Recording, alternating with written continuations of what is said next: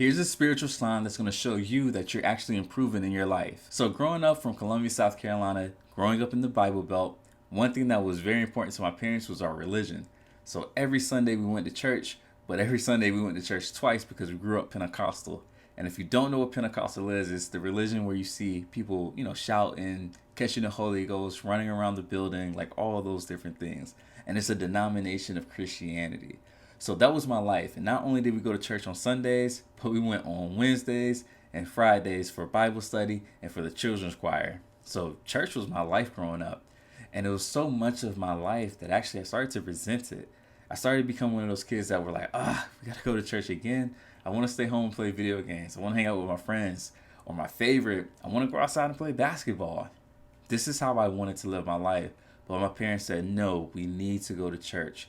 So week after week after week we went, and my resentment just grew and grew and grew. And when I turned 18 and I moved out for college, I absolutely stopped going to church. And it was a long time before I decided to go back because I'm like, I'm free of this place, right? This place that you have to sit for hours and hours and hours and hear someone tell you, you're going to hell if you don't say bless you whenever someone sneezes, right? Like that's how strict it was. So it was very hard and it felt really, really good to leave that. So fast forward, when I started my business, I was actually doing okay. But it's when I went full time with my business, I noticed how expensive things are here in Miami. And I started to notice that I wasn't making ends meet each and every month. And it got really bad, guys. And you probably heard me talk about this in previous podcasts, but there were months where I was losing like $4,000 or $5,000. So all the money that I saved since being in Miami, I went through. That's like it was a lot of money. And I just blew past that. And it was that final month, everything clicked. But before everything clicked, I got really down on myself. I was down in the dumps and I was getting beat up by life. And I had to get down on my knees and say, God, what's up, man? I know I haven't been speaking to you in a while. I know we haven't chit chat, but I need your help, man. And I'm honest, like, I need you to help me to get through this part. Because if you are the man that you say you are, you will help me to navigate these rough waters.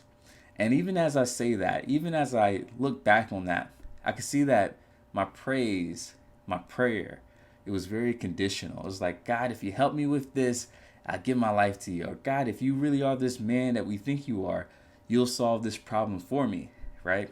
And that's not how you should be praying, or that's not how your relationship with God should be. It should not be based on whether or not you can give me this thing or not, right? This wish, this dream, help me make this dream come true. That's not how things work. But in my mind, I was very elementary in my religion, and that's all I knew. So I'm sitting there and I'm praying. I'm like, God, like, come on, I'm trying to do right by people, man. Like, I'm trying to help save the world, man. I'm trying to be a therapist, trying to be a coach. Like, I'm trying to do some of the work that you're trying to help people do.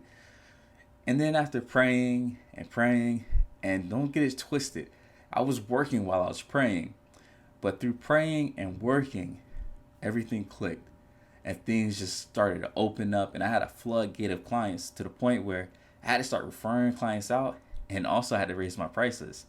And that was a great moment for me. But what's really great was what happened next. After everything clicked for me, I decided to stay in my word and stay praying.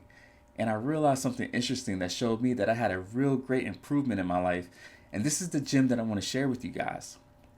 So 2-3 years after that moment, I look back at my prayers and I noticed that my prayers shifted. My prayers shifted from being all about me to now being all about other people. My prayers started to be about my friends, my family, and even my clients. Some of my biggest fears is not whether or not people like me, not whether or not I go poor, not whether or not someone says yes to an offer that I make them. But my biggest fear now is not being a good husband, not being a good father, not helping my clients go through whatever it is that they're trying to get through. Those are my biggest fears. And it's less about me, as I said, it's more about them. And that is a sign that I think will show you that things are improving, okay? Now, one thing that my preacher said one day, and shout outs to Cruciform. If you're looking for a church in South Florida, check out Cruciform in Hollywood, Florida, all right? Actually, now we're in Hollandale, so just the next city. But one scripture he gave was in Proverbs chapter 10, verse 4. It says, he who has a slack hand makes poor, but he who has a diligent hand makes rich. What does that mean? Well, just because I'm spiritual and just because you're spiritual, right? And this is whatever spirituality, whatever religion you practice, just because you believe in that practice, that spirituality, it does not give you the right not to take action. It does not give you the right to be lazy and think that someone is going to come and save you. It is a combination of work and prayer, okay? And if you're not doing that, you're going to pray and believe that prayer doesn't work when really it does. It's just that you are not working. And I need you to know that. I need you to grind. I need you to get out there and hustle. One of my other favorite scriptures is, for faith without works is dead, right? Faith without works is dead. That means, hey guys, I know you believe in me, and I'm speaking as if I'm God or Jesus, and I don't even feel comfortable saying that. But if you believe in him or whoever you believe in, you would show that through your faith. So with that being said, I'm going to give you guys 4 questions to ask yourself when it comes to your prayer, okay? Not in prayer, but I have 4 questions I want you to ask yourself about your prayer. And here's the first one. What percentage of my prayers is about me versus other people, okay? Now, I'm not telling you that it's bad for you to pray for yourself because, again, I've prayed for myself, and in the future, I may have to pray for myself again, right? That's just the person that I serve and the person that you serve. So that's not bad. But what we do want to see is we want to see a shift in the percentage of how much is my prayers all about me, and about we or others, if you will. So that's question number 1. How much of my prayers is about me versus others? Question number 2, how much is your prayers is coming from a place of need versus a place of thanks? Okay? I was always taught that when you pray, the first thing you need to ask for in your prayer is forgiveness. And then the second thing you need to ask for is thanks for the things that he's given you so far. And then you can proceed with some of the things that you would love for him to give you. Okay? That's how I've been taught. But whether you go in that order or not does not matter. I want you to focus on how much are you thanking the person that you're serving for all the things that he has done in your life. Okay? Because again, if it's just all about need, I would say that the prayer that you're coming from may not be as strong as we would love it to be, okay? Now, I'm not a preacher or anything like that. These are my beliefs, and this is how I've been taught, okay? So that's question number 2. How much is your prayer coming from a place of need versus a place of thanks? If it's coming from a place of thanks, that means that you made a lot of progress. And again, that's a great sign of improvement. Number 3, ask yourself what previous prayers have already been answered so that you can see progress is being made. And that kind of goes to the second point. So reflect on your prayers, right? Like last year, what was it that I was praying for? Last month, what was it that I was praying for? And do I have those things now, right? Is my life following this path that I've been asking God to bring me down? Now, here's something that I didn't add, or I didn't plan on adding, but I think it's a great point. So once you've been given these things, I would then ask you to ask yourself, are you being a good steward of these things that you've been granted? So some people may have asked for a relationship, for a house, for a car, for a business, for a new job, a promotion. But are you being a good steward of these things now that you've been given them? Because one may say that it's a test to see whether or not you be given more of these things. Because if you are investing in these things, you would definitely see an influx of more blessings. And that's why I love the story about the master and the 3 servants and the talents. And that comes from Matthew, if you want to find that chapter. It's a great story. I may tell it one day on this podcast.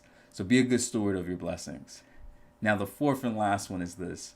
Ask yourself, what actions can I take to show that I believe in my current prayers? What actions can you take to show that you believe in your current prayers? Is this making sense, guys? Like, do you understand where I'm coming from, right? Because again, I'm going to pray for mine, right? And I hate to say it like that, but I'm going to pray for mine. Like, whatever it is that I want, best believe, me and the big man upstairs, we're going to chat about it. But also, I know it falls on me to actually take the actions that I need to take to show him that I take his word very seriously. And I take my craft seriously as well. So, ask yourself these 4 questions about your prayer. Again, I'm not saying that you shouldn't pray for yourself, but one sign that shows you that you're improving in your life, your business, your relationships, It's seeing your prayer go from a place of me and a place of them, right? That's what we want to do with our prayers. We want to see it not be me, I, but it's a place of them. It's like, how can my prayers help someone else? Who is it that needs that blessing from maybe someone that they don't even know, right? Not everybody that I pray for knows that I'm praying for them. And it's probably the same thing for you as well. So with that being said, my name is Coach Wells. I'm a therapist. I'm a performance coach. Check out this podcast. Like it, comment, subscribe, all that stuff. And guys, I will definitely see you later for the next one. All right, later.